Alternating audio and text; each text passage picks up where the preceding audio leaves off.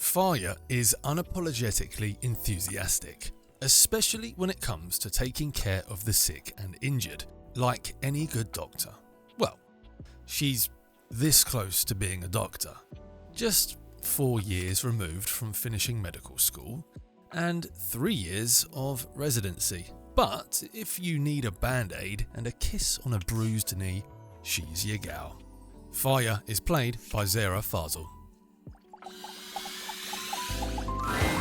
You see a medic with bright eyes, a kind smile, and a sort of maternal air about her. She doesn't even wait for your introduction, greeting you cheerfully. Oh, my. Hello there. A fresh face. Here to see the doctor, are ya?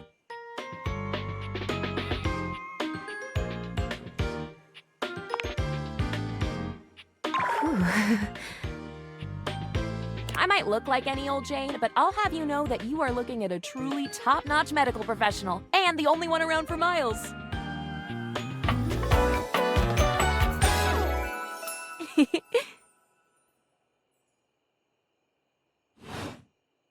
Whether you've got a tummy ache or a life-threatening ulcer, I'm your gal. She pauses, looking you up and down, hopefully. Do you have a life-threatening ulcer?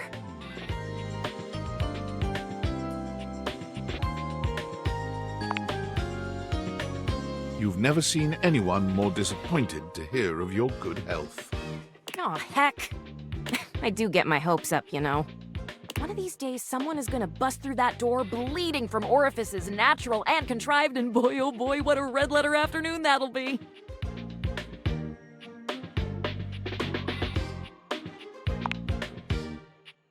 Well, I suppose it would be, to a layperson.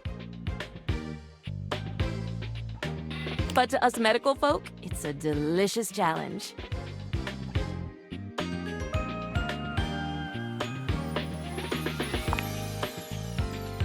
Oh, bandages! They are the first line of defense when the interior of the body has the temerity to propose to become the exterior. Get back in there, blood. Back to your proper course's lymph. And you, skin, have a little help controlling this raging horde of fluid and marrow. Band-aids are basically magic. Oh, I could go all day. Anything that you might need, hydrocortisone, non-latex gloves, even a simple pen, that, darling lacerated one, will be duck soup.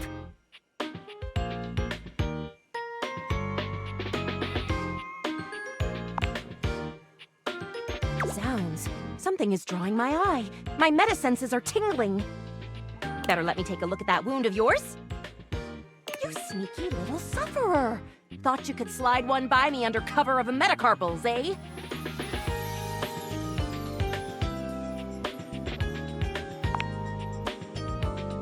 Just to double check, you don't need an injection or two. Take it from me, dear. You're better off safe than sorry.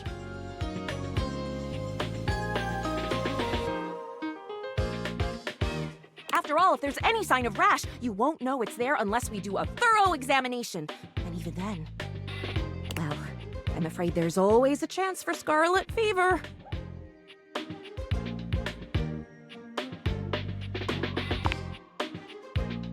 Whatever century this is, it is a century where proper medical care is an essential right of all beings. And I am here to provide said right. Now, produce your fingers, please.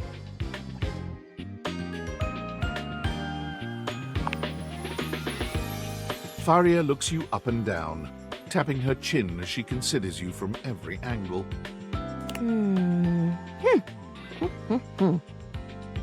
Exactly what I thought.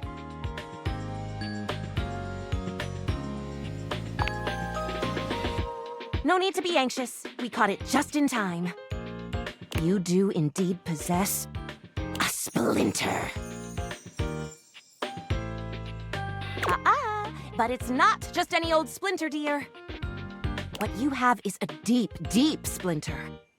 Plenty of tender flesh open to infection, just waiting for those little microbial monsters to set in. Do you know what that means?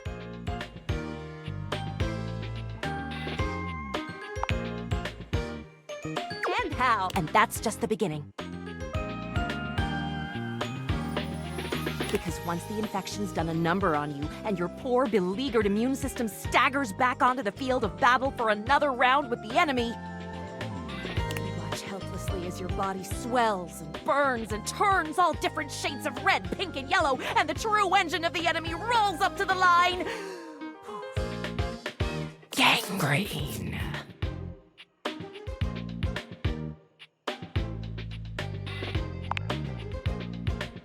And before you know it, we'll have to amputate entirely.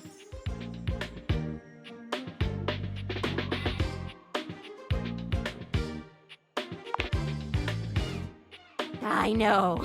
This stuff is not for the faint of heart. Once it's bad enough, my poor new friend, I'm afraid the whole appendage will have to come off. Preventing spread and all. I'm sad to say we lose many a good limb to splinters every year.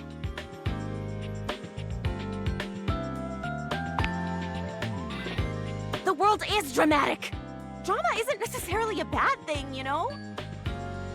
Drama can be the spice of life, like cinnamon or penicillin. The bottom line is, you have got to stay vigilant.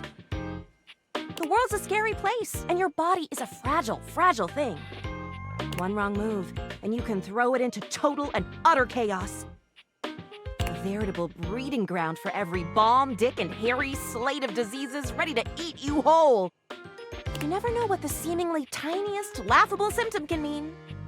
For example, got a case of bad breath? Maybe you just ate a sandwich with too many onions. Or your breath stinks like a dead fish on a hot Sunday because you've managed to develop halitosis as a result of the toxic substances in your body not being filtered out properly because your liver is failing.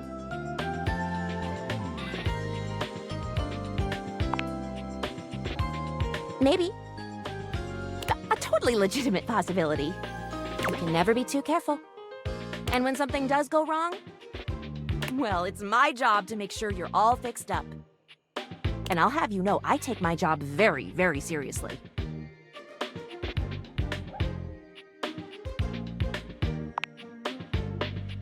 The doctor's duty is to keep their patients alive and kicking. That's a big responsibility. So you can bet your behind I make sure to cross all my T's and dot all my I's. Sometimes even twice.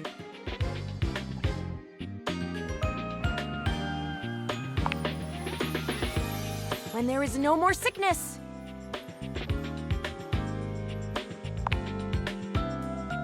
Horse feathers.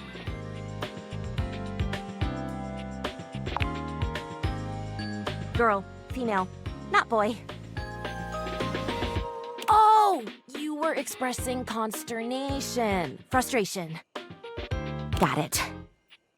Anywho, it doesn't look like you've got any type of rash after all. Just that splinter looking awful uncomfortable there. Let's get that taken care of.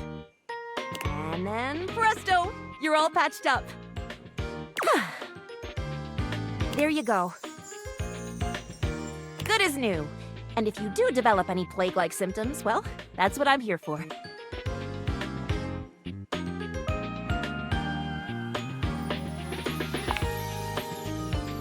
You'd better. I'll keep the tissues ready. Medical professional Farya's always just a sniff, sneeze, and groan of discomfort away.